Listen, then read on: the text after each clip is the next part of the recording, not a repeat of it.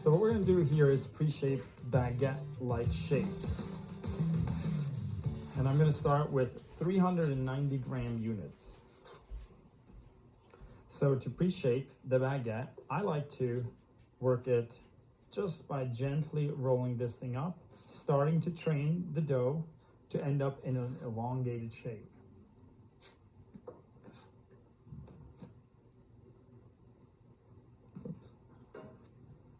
Once you're done pre-shaping, you put these away in a protected environment for about half an hour. So for the baguettes, I take them and flip them upside down before I shape them. So to shape the baguette, we take our dough, we degas it, we push down on that leading edge. One more time, flip it over, take that lip, put it on the top,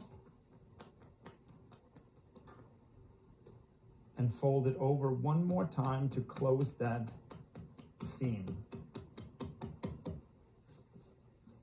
Then you take this and elongate it out to the proper length.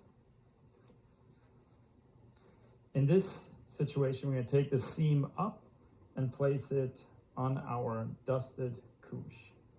Create a pleat, and then you're ready for the next one.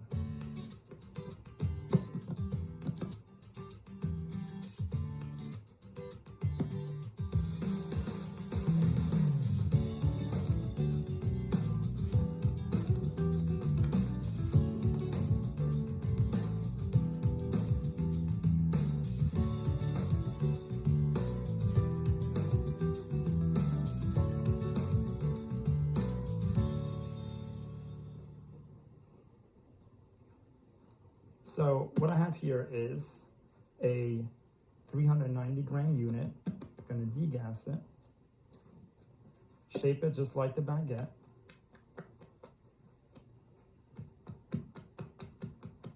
Not too tight as you roll it up. And then you're going to extend this thing longer than a baguette, nice and evenly. Whenever you're shaping the baguette, make sure you don't close those ends off too soon, because if you do, it becomes hard to get rid of the air pockets on the inside. And then what you're going to do is you're going to roll this thing up, and then the other one in the opposite direction. Not too tight. You pick this up, and you place it upside down onto the floured area right there.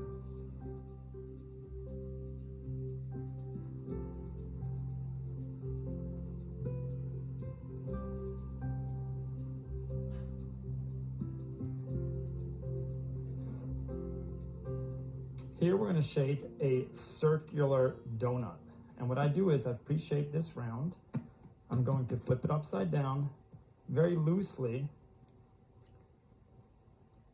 shape it into a round. Now you're going to let this sit for 20 minutes, and then you're going to open the center. Here we're going to make a round donut. These are the ones that we loosely pre-shaped before. I'm going to take them out of here. Put a little bit of flour in the top here. And the easiest way to do this is you take your elbow, you go into the center of this loaf, and you work it around. So you have that hole in the center. And then you're just gently going to elongate this. Let it rest for a second, and go to the second one.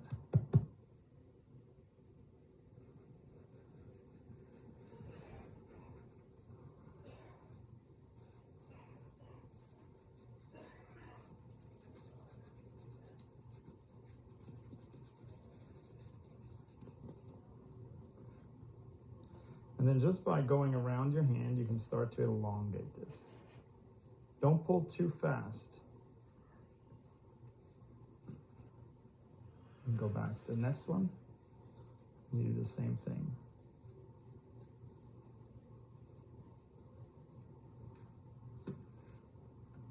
And one last time, elongate it, take the bread upside down and place it on here.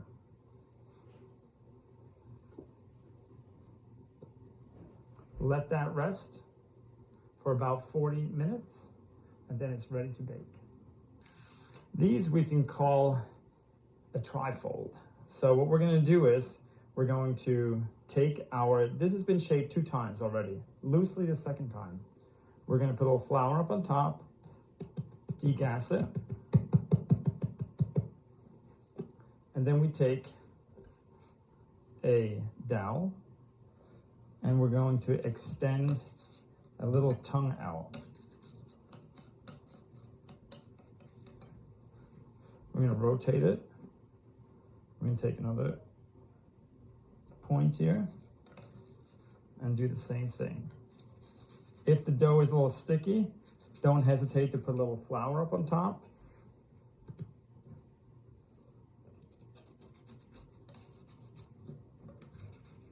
Go do the first one more time.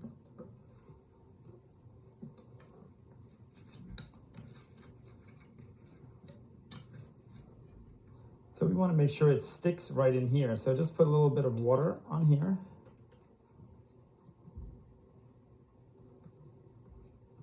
And then we're going to take a little bit of pan release and just spray around the outer lip. And then you take that and you fold it up.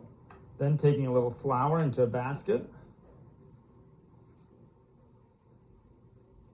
Take this and you place it in here. So this is called a tabatier, which basically means a pouch, usually referred to as a tobacco pouch, but I'm not going to endorse tobacco smoking here. So what we're going to do is just make a pouch. Same thing again, you degas this. I'm going to use a little larger rolling pin, and I'm going to extend a one-sided lip on here.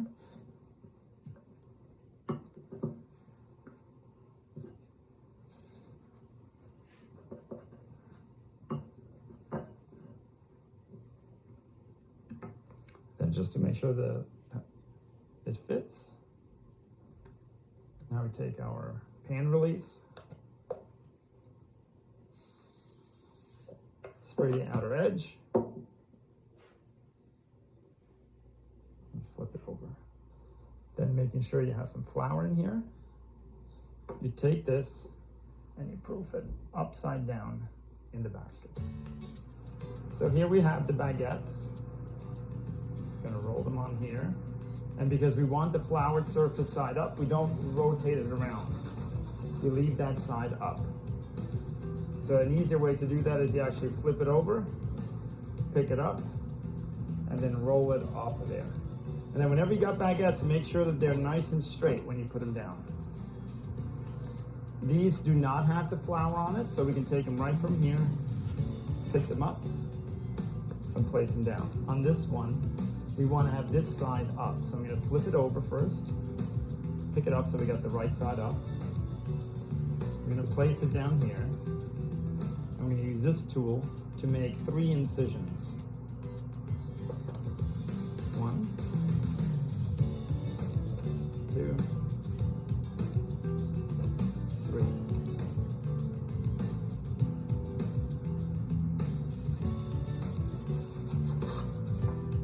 So here I'm going to cut this like an epi.